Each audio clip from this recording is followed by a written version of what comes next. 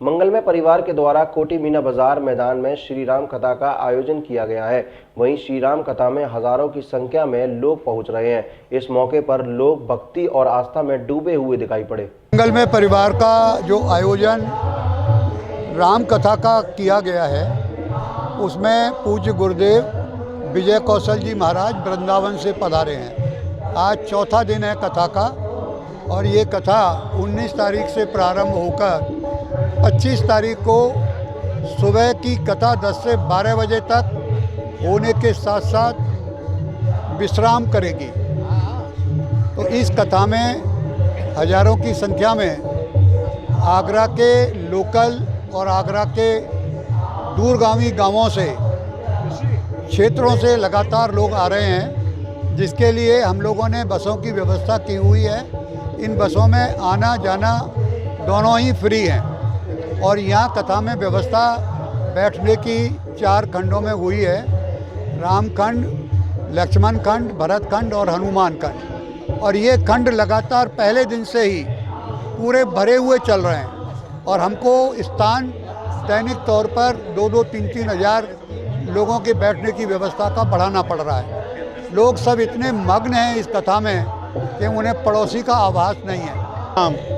इसका नाम कोठी मीना बाजार है। आज हमारे महाराज जी की कथा का 5वां दिन है। रोजाना हम लोगों को यहाँ पे 5000 आदमी की पर डे की व्यवस्था बढ़ानी पड़ रही है। इसमें हम लोग सोफे हटा देते हैं, कुर्सियाँ कुछ बढ़ा देते हैं, कुछ बिछा बढ़ा देते हैं। पर डे 5000 आदमी की व्यवस्था बढ़ानी पड़ रही है। महाराज जी का कहना था कि कल आपको पांडा खुलवाना पड़ेगा। अभी हम इस व्यवस्था में कैसी व्यवस्था हमारी बन जाए। और कल जो महाराज जी ने प्रसंग सुनाया था सीता जी का, वो सीता जी को जो रामचंद्र जी पर में छुड़वाया था, तो उसमें जो लवकुश के द्वारा जो कथा सुनी गई थी, तो कौशल्या माँ और कैकेयी माँ इतना रोई थी कि हमारा पूरा पांडाल भी कल अश्रुओं की धारा में बह गया था। पहले तो मैं यहाँ पर मंगलमय परिवार वालों को बहुत बहुत शुभकामनाएं और बहुत बहुत बधाई और बहुत बहुत धन्यवाद कहना चाहूँगी, आभार व्यक्त करना चाहूँगी कि उन्होंने इतना सुंदर आयोजन किया यहाँ पर राम कथा का। जैसे 2-3 साल पहले भी इन्होंने किया था। इतनी भावपूर्ण कथा है कि मैंने देखा कई बार कि आँखों से आंसू की धाराएं बंद नहीं होती। मैंने लोगों को, मैं खुद भी, मतलब कल इतना भाव विभोर वो था, उसमें जो प्रसंग था कि आदमी अपने को रोक ही नहीं पाता। और विजय कौशल जी महाराज का तो कहना है क्या, इनके मुखारबिंद से जो कथा कही जाती है वो लगता है कि साक्षात हम भगवान राम की अयोध्या नगरी या उनके साथ वनवास, चित्रकूट, कहाँ जहाँ वो जा रहे हैं, हम ऐसे लगता है कि हम उनके साथ साथ ही विचरण कर रहे हैं। तो बहुत ही सुंदर कथा का भाव, बहुत सुंदर मंगलमय परिवार का यहाँ पर जो उनका प्रभाव और जो उनका विशेष आग्रह रहता है लोगों से बात करने का, जो उनका तरीका, मतलब मेरे पास शब्द ही नहीं है कि ईश्वर इनको इतनी तरक्की दे और इतने इनके मन में ये प्रेम भाव रखे, इतनी धार्मिकता भर दे कि ये 3 साल तो क्या, मैं कहती हूँ कि हर साल, हर 6 महीने में यहाँ पर ये राम कथा होती रहे। हर दिन करीब 4 से 5 हज़ार भक्तों के लिए हम जगह बना रहे हैं। कल हमारी करीब 10,000 भक्तों के लिए हम जगह बड़ी कर रहे हैं। कल पंडाल का अलग ही रूप होगा। और आगरा वासियों से मैं कहना चाहता हूं, भक्तों से कहना चाहता हूं, हमारे पूज्य संत विजय कौशल जी महाराज जी के जो अपने भक्त हैं, उन सभी से कहना चाहता हूं, आप आइए।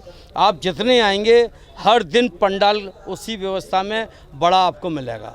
बहुत सुंदर कथा चल रही है।